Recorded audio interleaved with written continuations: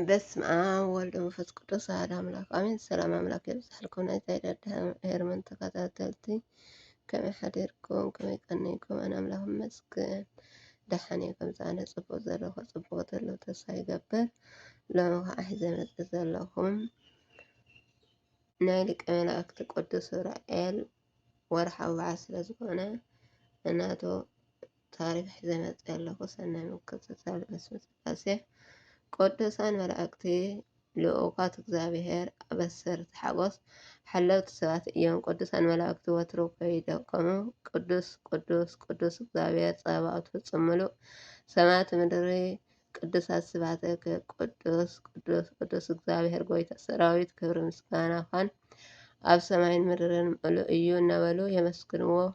ኢሳያስ ምዕራፍ 6 ፍቅዲ 3-4 ራእይ ዮሐንስ ምዕራፍ 4 ፍቅዲ 8 ሓደ ካብቶም 7 ሊቀ መላእክቲ ዝኾነ ቅዱስ ዑራኤል እዩ። ቅዱስ ዑራኤል ማለት እግዚአብሔር ብርሃን እዩ ዝብል ትርጉም ክህልዎ ከሎ ኣብ ሓደ ጽሑፋት እውን ስሪያል እናተባህለ ይጽዋዕ እዩ። ስሪያል ከዓ ዓለት እግዚአብሔር ማለት እዩ። ቅዱስ ዑራኤል ንእግዚአብሔር ካብ መመስገንን ሓሊፉ ምብራቅ ዝእዝዝ ናይ ብርሃን መራሒ ከም ዝኾነ ሄኖክ ኣብ መጽሓፍ ኣስፊርዎ ኣሎ። ከምዚ ድማ ይብል ዑራኤል ካብ ልዕሊ ነጎድጓድ ብመብረቕ ዝተሸመ መልአክ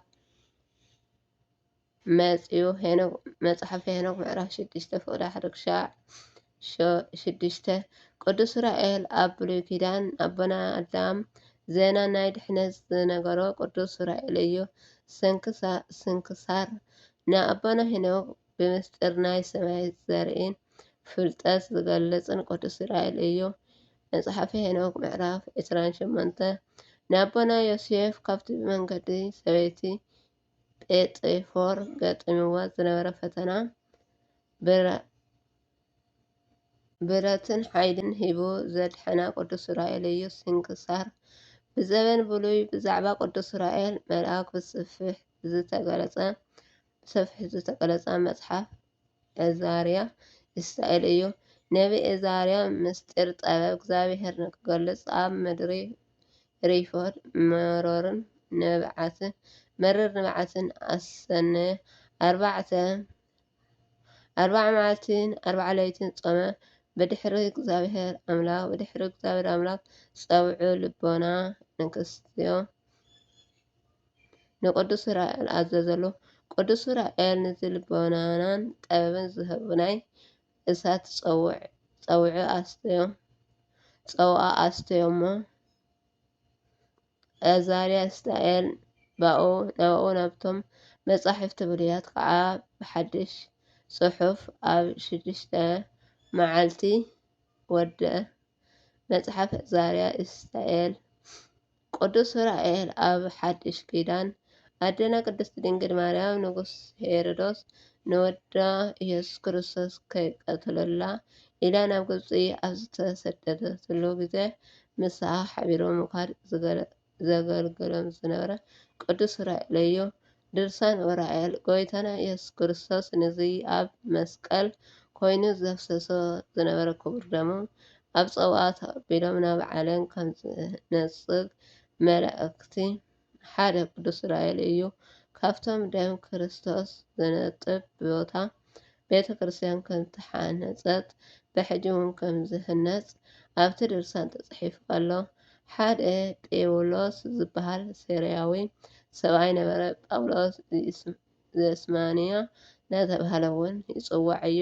ቅዱስ ጳውሎስ ዘስማንያ ንእግዚአብሔር ዘፍቅሮን ከም ፍቃድ እግዚአብሔር ሕይወት ይመርሕ ብምንባሩ በቲ ግዜ ብዝነበረ ኣርማዊ መኳንንን በቲ ሃገር ጾታዊ መከራ ኣብ ዝተቐበለሉ ግዜ ካብቲ መከራኡ ዘድሕኖ እናመጸ ዘጽናንዖ ዝነበረ ቅዱስ ዑራኤል እዩ።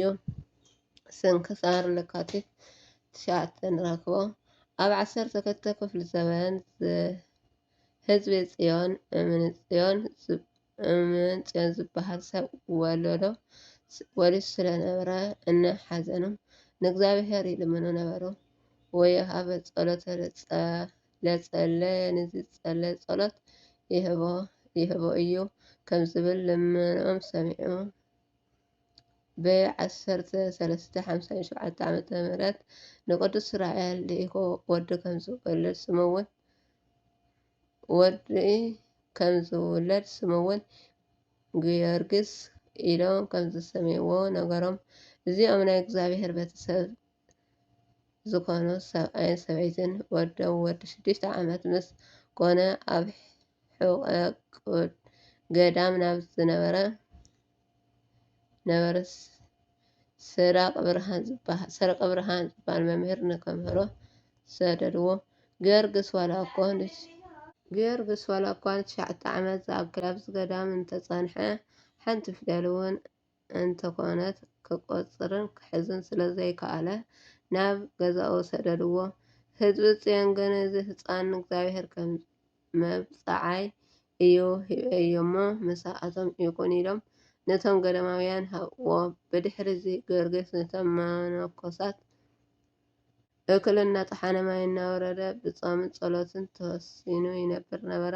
ሓደ ግዜ ኣብ ስእሊ ቅድስት ድንግል ማርያም ተበርኪኹ እናደለየ ከሎ ቅዱስ ራኤል ፀዊዑ ልቦና ሒዙ ብምምፃኡ ኣስትዮ ብድሕሪ እዚ ምስጢርን ሰማይን ምድርን ተገለጸሉ። ካብ 40 ንላዕሊ ዝበዝሐ መጻሕፍቲ ደሪሱ መጽሓፍቲ ኣረጋንን መእተዊን። ብሓፈሻ ኣብ ቤተ ክርስቲያን ቅዱስ ራኤል ንእዛርያን ኣብ ጊዮርጊስ ፀውዓ ልቦና እናስተየ ከምኡውን ናደና ቅድስት ድንግል ማርያም ኣብ ግዜ ስደት ናብ ግብፂ እናገልገለት ዝገልጽ ኣሳእል ኣለዎ። ኡራኤል መልአክ ብብርሃን ጽውዓ ፍቅሪ ሃበኒ ጥበብ ምስትውዓል ንክገልጸልና ንመንገዲ ጎይታ ንክንፈልጥ ኡራኤል መልአክ በጀኻ ርደአና ጸሎትካን ተራድኣነትካን ወትሩ ኣይፈለየና።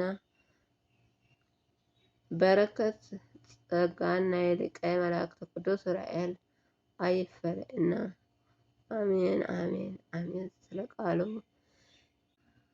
አሜን አሜን። ቃለ ሕይወት ቃለ በረከት ሰማዕና ስለቃሉ ናይ ቃል ባለቤት እግዚአብሔር አምላክ ዝተመስገነ ይኩን። ናይ ቅዱስ ኡራኤል ጸጋን በረከትን ምስ ኩልና ዝገረን ይኩን አሜን።